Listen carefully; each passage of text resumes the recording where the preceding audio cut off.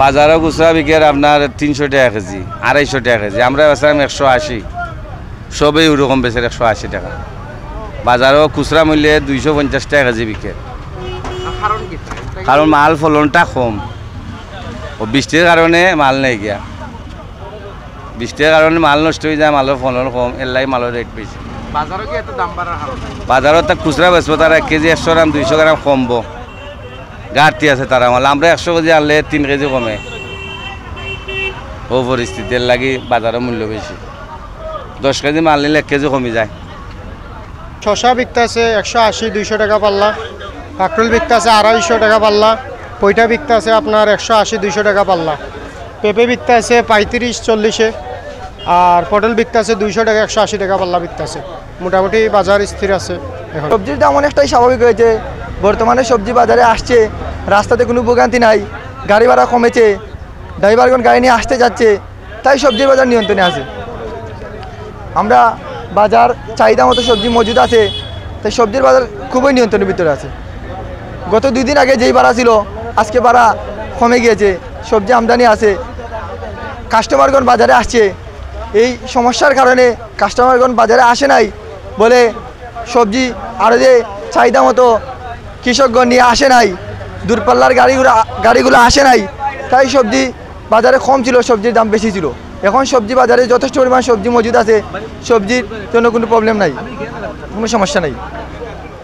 2 দিন আগে 3 দিন আগে যে মরিচ বিক্রি করছিলাম আমরা 200 টাকা 250 টাকা, আজকে মরিচ কেজিতে 50 টাকা কমেছে। প্রত্যেকটা সবজির দাম কমেছে, করলার দাম কমেছে, মরিচের দাম কমেছে, বন্ডুলা পাতার দাম কমেছে, সব সবজি বাজারে মজুদ আছে। সবজি আসতে পারে নাই, কারণ রাস্তাঘাটে যা ঝামেলা চলছে, এই জন্য সবজি আইতে পারে নাই। আর এখন মনে করেন সব কিছু সমাধান হয়ে যায়, এ কারণে মনে করেন সবজি আর এখন সবজি মোটামুটি দাম কাছাকাছি আছে, সব দাম কমিয়ে দিব।